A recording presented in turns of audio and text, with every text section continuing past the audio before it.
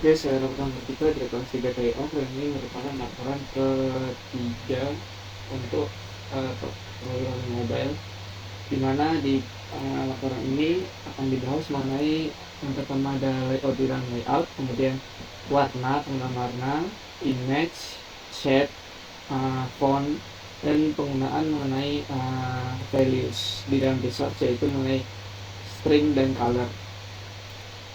Kemudian yang terakhir ada pembahasan second layout, di mana akan dibuat layout baru, kemudian dipindahkan dari layout pertama ke layout kedua. Oke, langsung saja. Yang pertama itu layout dan layout ya, masuk ke dalam Android Studio. Oke, di sini kita mungkin contohnya bisa menggunakan layout baru ya, activity dan empty fish activity seperti yang biasa ya, jadi dia kosong. Activity namanya kita buat aja testing, activity testing,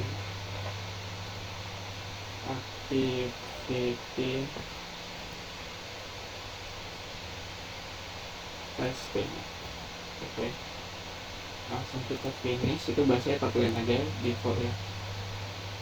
Bentar, sedang loading ini, analyzing ya. Oke, masuk kita ke layoutnya, kita bagi dua aja. Sebentar, ini gradernya masih building ya, di sini seperti biasa loadingnya ada di kanan bawah, sedang loading. Nah, untuk penggunaannya sendiri itu mungkin kita bisa dari sini saja. Penggunaannya itu ditandai dengan adanya Android Classroom Layout ini. Nah, jadi penggunaan layout dalam layout itu artinya ada dua concern layout di dalam sebuah satu activity ini. Nah, untuk di yang sudah jadi ini, di sini ada satu concern layout, kemudian nanti di bawahnya lagi ada concern layoutnya lagi. Ini concern layout yang paling luar, artinya adalah mencakup semua halamannya. Kemudian ada concern layout lagi untuk mencakup sisanya. Kalau ini untuk yang bagian bawahnya saja, kalau yang atas ini untuk semuanya gitu. Ini ketika diarahkan maka akan ada langsung terblok di halamannya ya, langsung tampak ini di halamannya ada biru terblok begini. Itu artinya bagian ini ada di dalam sebuah concern layout. Kemudian ada concern layout lagi di sini untuk bagian atasnya ini, dan termasuk ke foto-foto maaf, foto ternyata tidak masuk ya, foto sama text view dan button yang paling bawah itu tidak masuk ke dalam concern layout. Berarti yang concern layout itu ada yang bagian atas masukkan angka ini inputan, kemudian concern layout yang satunya lagi ada di bawahnya begini. Oke, sebenarnya loadingnya tadi sudah selesai ya. Bisa kita langsung kita contohkan saja. Di sini palet, kemudian kita buat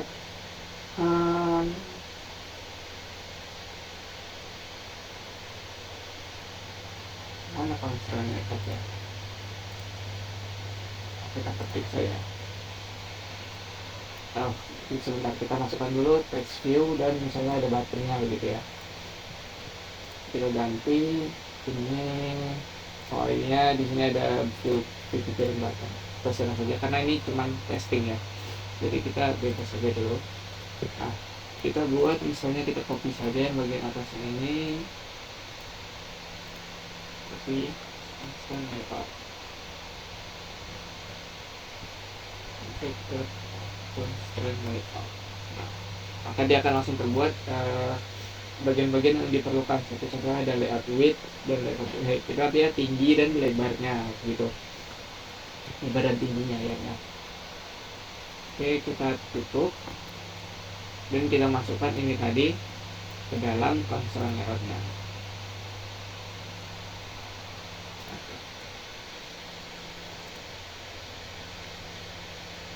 Ini kenapa dia masih merah, karena tadi belum kita lakukan constraint ya, makanya dia tadi masih merah.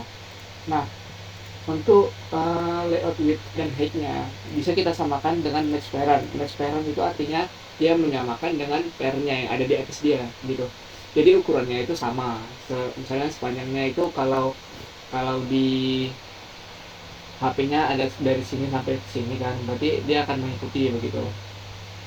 Oke, tadi kita pasang constraint dulu kali ya. Kita pasang dulu. Sama seperti kemarin, cara memasang constraint itu adalah dengan menarik-nariknya begini, satu kiri kanan, kemudian ini juga kiri dan kanannya, kemudian atasnya dan bawahnya itu stop.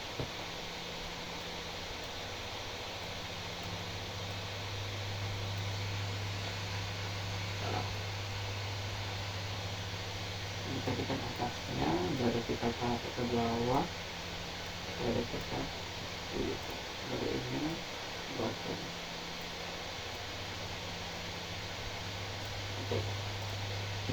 Oke, jadi dia sudah tidak merah lagi ya tampak ya, karena konsernya sudah selesai dipasang. Oke, baru kita masukkan ke dalam Finder. Baru kita masukkan ke dalam layoutnya. Oke. Nah, kan setelah dimasukkan ke dalam layout, kenapa dia masih hilang? Karena dari konsep layoutnya belum ada constraint-nya itu tadi, makanya dia masih error gitu. Layout height dan width ini kita samakan aja match parent. Itu makanya langsung ada tuh kan, nih langsung ada. Ini bisa juga kita custom misalnya gini. Ini bisa di custom ya. Tapi kita samakan aja match parent. Oke, match parent. Kemudian ini juga bisa kita pasang constraint-nya. Misalnya ukurannya tadi kan tidak sama dengan pair-nya gitu misalnya. Jadi kita bisa menyamakan untuk constraint-nya. Misal tadi ada 2 layout tuh. Jadi masing-masing itu bisa ada constraint-nya sendiri begitu kira-kira. Untuk penggunaannya kira-kira sejauh ini seperti itu. Dan mungkin kita bisa contohkan saja di sini misalnya layoutnya tidak sebesar itu ya. Gitu.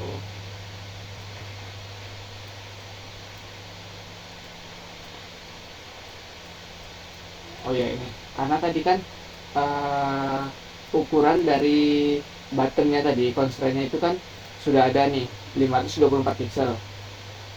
Jadi ketika kita mengecilkan layoutnya, dia akan statik,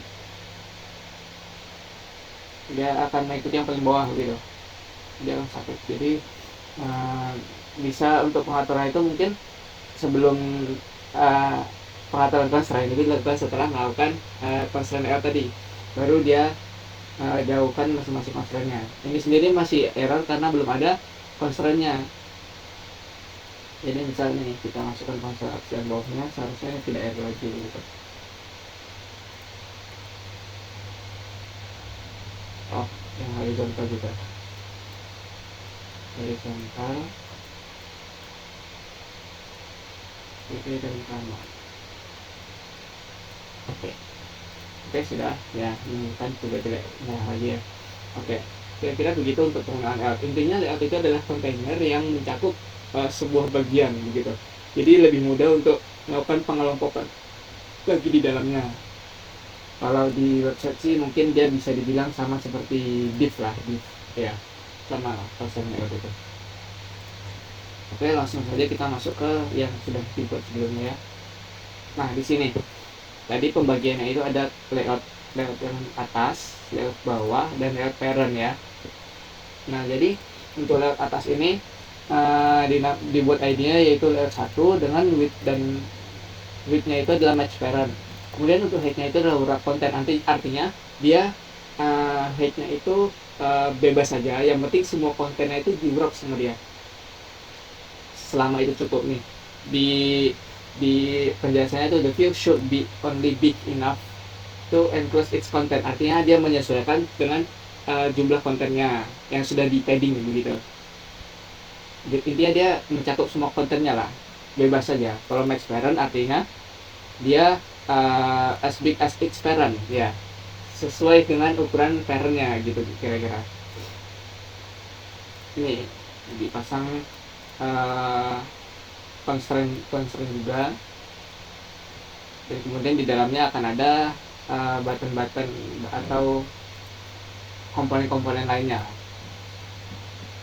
bisa digunakan. Kan tadi kan ada dua nih, yang bawah itu ada constraint ke si constraint layout yang atas, dan constraint bawah, kemudian ini ada di kiri dan kanannya. Untuk atasnya dia melakukan constraint ke image view. Oke, mungkin kira-kira begitu saja untuk penjelasan mengenai layout di dalam layout tadi. Intinya itu tuh penggunaannya sama seperti div pada web. Jadi layout itu tadi mencakup seluruh komponennya, komponen tertentu gitu. Misalnya di contoh ini dia adalah sebuah inputan beserta button dan resultnya, begitu kira-kira. Sebenarnya bebas saja isinya sih, yang penting dia biasanya digunakan untuk mengelompokkan sesuatu komponen gitu, yang fiturnya itu sama lah, yang sejalan gitu, jadi dikelompokkan jadi lebih mudah untuk melakukan konfigurasinya. Oke, mungkin kita lanjut saja. Yang tadi kan sudah selesai, baru kita masuk ke dalam warna. Nah, untuk warna ini yang pertama itu mungkin dari atas saya, dari constraint layout yang ada di pair-nya yang paling luar ini semuanya, background color. Nah, untuk penggunaan warna sendiri itu ada dua cara. Yang pertama itu menggunakan background, ini Android background. Itu langsung di sini ada kode hexnya. Di sini juga ada ketika sudah dimasukkan hexnya, maka di kiri ini akan ada kotak balok warna gini, bisa ditekan. Ini muncul nggak ya? Oh, muncul. Bisa ditekan, maka akan ada resource customnya begitu. Ada pilihan warnanya lah. Ya, kira-kira begitu untuk backgroundnya. Kemudian ada cara kedua itu yaitu menggunakan background theme. Mana background theme? Ini background theme. Background theme ini dibuat jika backgroundnya itu bukan sebuah warna. Oke, langsung saja ya, digabung dengan topik selanjutnya yaitu shape. Di sini backgroundnya itu adalah merupakan sebuah shape. Ini nampak seperti agak melengkung ya, melengkung sedikit ini. Ini berasal dari res drawable dan ada shape untuk raw edge-nya. Ini bentuknya XML. Di sini sebenarnya lingkaran saja. Tapi jika digunakan sebagai background, maka dia akan melakukan pemotongan sesuai dengan bentuk dari shape-nya itu tadi. Dan pastikan di sini ada format itu adalah XML ya. Untuk cara importnya sendiri itu sama saja ya, seperti biasa sebenarnya. Di sini dilakukan import untuk vector asset. Vector asset bisa juga melalui ini resource file ya, resource file bisa. Ini kira-kira begitu, atau vector asset ya, bisa, tinggal diimpor aja. Tapi saya saat ini belum ada persiapan untuk resource-nya. Tapi kemarin itu di sini misalnya ada SVG untuk logo Instagram ya. Ketika diimport menggunakan vector tadi, maka dia akan langsung berubah menjadi XML otomatis. Ketika begini, maka dia sudah bisa di custom masing-masingnya. Nah, jika backgroundnya itu adalah sebuah shape, misalnya lingkaran ya, dan digunakan sebagai background, maka untuk bentuk dari sesuatu yang dijadikan background itu maka akan mengikuti shape-nya. Nah, di sini itu constraint layout yang diubah backgroundnya menjadi circle ya, maka dia background bentuk dari constraint layout itu akan melengkung begitu. Ini di zoom saja, nih melengkung. Seharusnya itu tidak melengkung. Misalnya kita hapus ya backgroundnya, maka ini akan lancip deh seharusnya. Oh, gini kayak ini kita ganti. Seharusnya dia akan berubah menjadi lancip. Nah ya, ini lancip kan. Perbedaannya itu nampak langsung. Dia lancip di sini. Nampak lancip ya. Beda dengan bawahnya, ini ada round edge-nya. Nah, itu tadi kira-kira penggunaan shape di dalam sebuah constraint layout sebagai background ya. Penggunaan shape sebagai background. Begitu kira-kira. Nah, untuk penggunaan background theme itu tadi jika backgroundnya sebuah shape, maka digunakan background theme untuk memasukkan warnanya, begitu kira-kira. Oke, jika ditahan ada penjelasannya lagi. Kalau itu tidak ada ya. Oke, mungkin bisa lanjut saja. Penggunaan warna sudah selesai, penggunaan shape sudah selesai, kemudian kita masuk ke image. Nah, untuk image kita masuk ke testing lagi ya. Untuk image itu kita bisa membuka palet pada layoutingnya ini ada palet ya, palet. Nah, di sini ada image view, masukkan saja, langsung kita seret. Nih, langsung ada pilihan-pilihannya. Ada pilihan-pilihan dari gambar-gambar yang ada di dalam dari drawable ini. Untuk memasukkan gambarnya itu bisa bebas saja sebenarnya. Mungkin saya ada foto ya. Screenshot saja mungkin. Screenshot ini. Nah, ini misalnya ini kita copy saja, kemudian kita paste ke dalam sini. Ini maka langsung ada, kita buat testing ya. Testing ini lokasinya ada di drawable ya, research drawable. Oke, maka dia akan langsung masuk, dan ketika kita masukkan image view-nya ke dalam layout, maka dia seharusnya akan muncul nih testing tadi. Kita oke kan? Maka dia akan keluar begini kira-kira. Untuk penggunaan dari cara mengimport foto untuk digunakan ke dalam image view ya. Nah, untuk yang sudah kita buat sebelumnya, di sini saya memasukkan image view. Kemudian untuk image-nya sendiri itu seharusnya dari play game yang ini XML. Dia sebuah vektor, sebuah SVG dimasukkan sebagai logo untuk activity main-nya begitu. Kemudian di sini hanya text view-nya ini untuk text view judul biasa ya. Jadi kira-kira begitu untuk melakukan import mengenai image view ya. Ya tidak susah, tinggal import saja ke dalam drawable ini fotonya, copy paste saja bisa, atau di drag ke dalam situ bisa, atau di import new vector assets atau image assets bisa ya, begitu kira-kira. Kemudian diimport dan dimasukkan ke dalam image view tadi, diseret. Nah, maka akan langsung muncul seharusnya di drawable ini.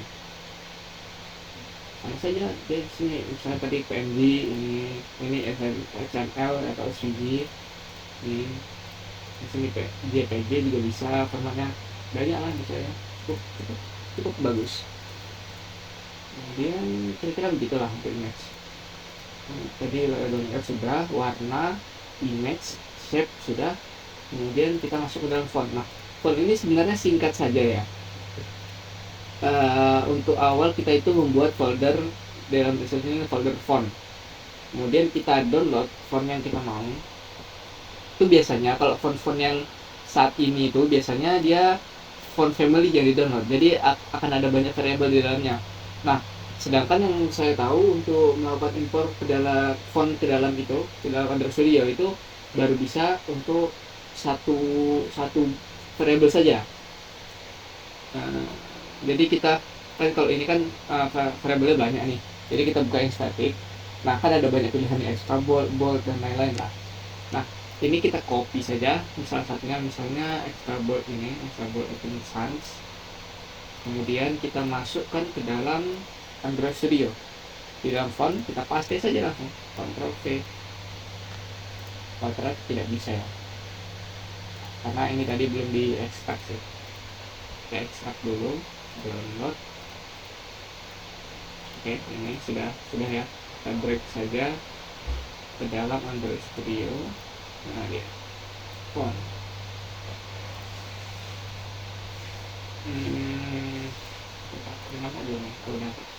Nah, maka akan muncul seperti ini. Ini akan muncul seperti ini. Apakah benar untuk dipindahkan di dalam situ gitu? Ya udah, kita pindahkan aja. Nah, ini kenapa nih masih merah nih? Karena dia tidak boleh, dia bagusnya untuk penamaan sebuah font itu tuh huruf kecil semua, dan tidak boleh ada garis lah begitu ya. Kita refactor saja, rename, kemudian kita ubah jadi open sans underscore extra bold, kita sendiri ya, extra bold. Refactor, maka akan langsung hilang merah-merahnya tadi, errornya tadi langsung hilang dari sini. Nah, untuk penggunaannya sendiri bisa kita contohkan ke dalam sini ya. Mana Android font family. Nah, ini cara menggunakannya. Tadi sebelumnya di sini saya menggunakan font ini, maksudnya itu diambil dari folder font pada research. Kemudian untuk font itu menggunakan Interblack yang ini. Nah, kita contohkan saja menggunakan Open Sans ya. Nih, langsung saja berubah. Nah, maka akan langsung otomatis dia berubah di bagian layarnya. Ini kan bisa sudah jalankan ya. Ya, nampak langsung.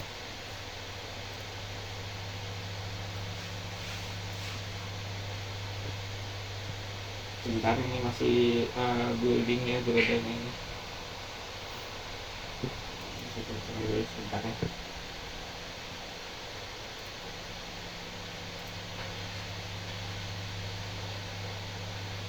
Ya intinya begitu untuk cara mengubah font family-nya.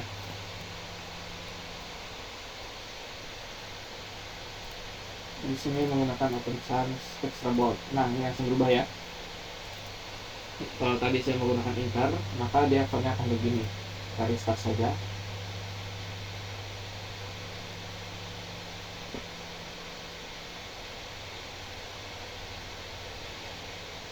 Nah, otomatis dia langsung berubah. Jadi intinya itu untuk memasukkan font baru ke dalam Android Studio itu tinggal diimpor aja ke dalam folder font yang ada dalam resource. Itu foldernya baru ya, jika belum ada dibuat saja.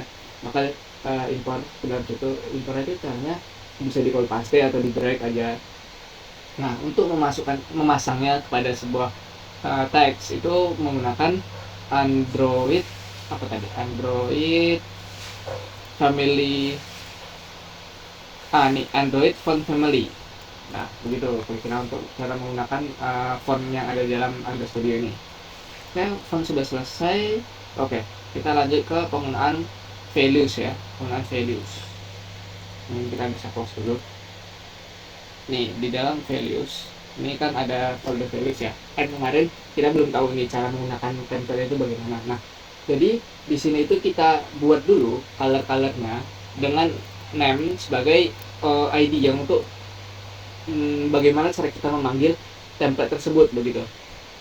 Jadi kita pasang dulu name-nya, kemudian hexnya. Ini hexnya sama seperti tadi, dia ada di bagian kiri ini ada blok-blok warna begitu ya. Ini ada blok-blok warna. Maka kalau ditekan dia bisa ada customnya ya begitu lah. Kira-kira. Name-nya ini kita buat sendiri, misalnya kita contoh kita buat color baru ya. Color name-nya itu misalnya merah, kayak merah, kita tutup. Nah, kan ini kan kita nggak tahu nih hex ya, kita buat aja black dulu.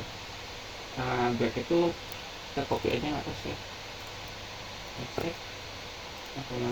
Nah, udah keluar kotaknya, barulah kita seret dia warna yang kita mau gitu. Maka seharusnya jangan langsung berubah ini, langsung berubah ya, langsung berubah. Berubah ini kalau warna putih, warna merah, warna pink gitu. Ini kita ada warna merah saja, atau ini ada template, beberapa template untuk warna-warna yang ada ya. Ya sudah, kita pilih saja. Nah, maka dia ini artinya kalau udah begini ya udah bisa langsung dipakai gitu. Misalnya kita masuk ke main activity tadi. Di sini misalnya ini kita ganti jadi background theme itu menjadi warna merah tadi ya. Mana background theme?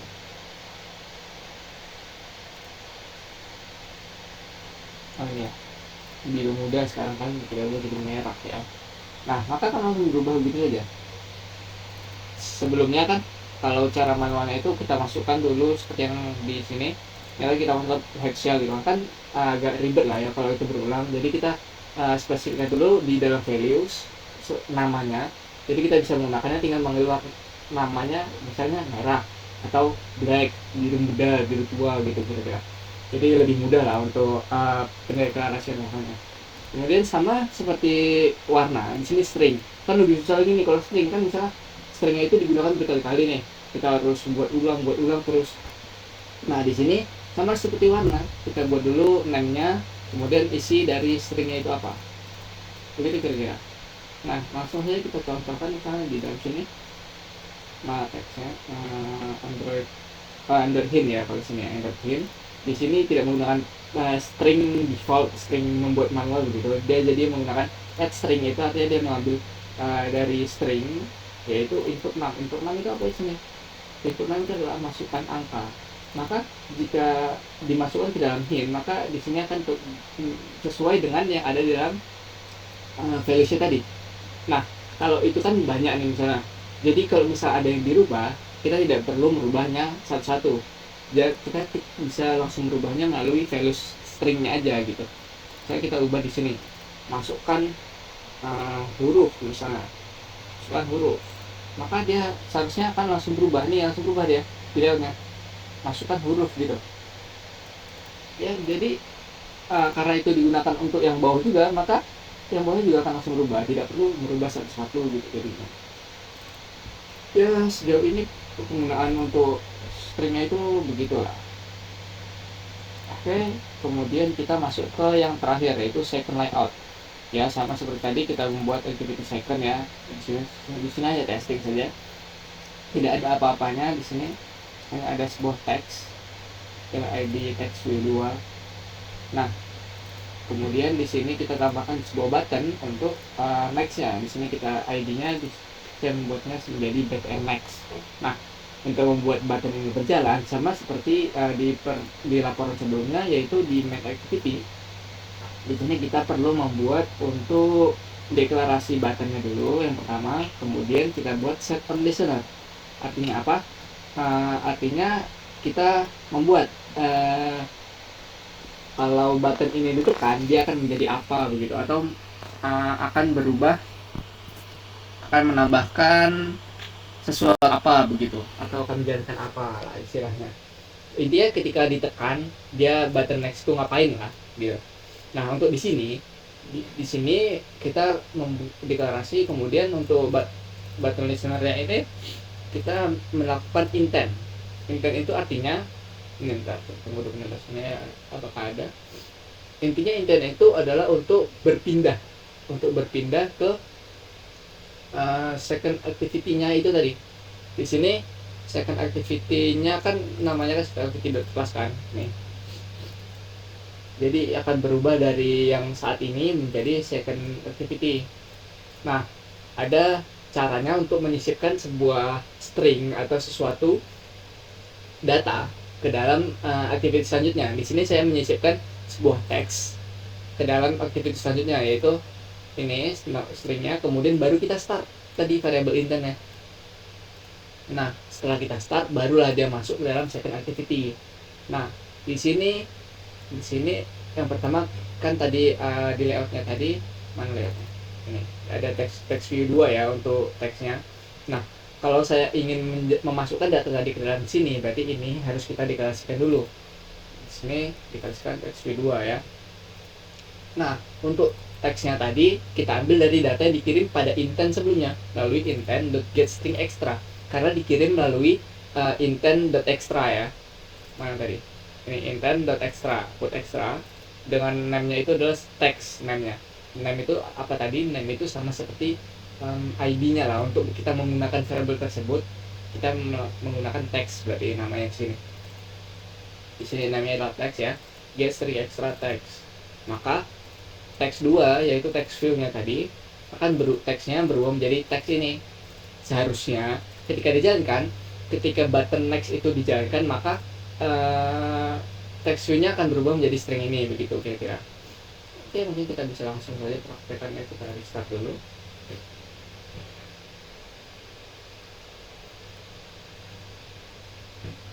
Sebentar, masih loading.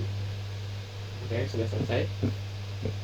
Ini yang sama seperti yang kemarin ya, yang sebenarnya mana dia di main activity, sama perkalian begitu juga.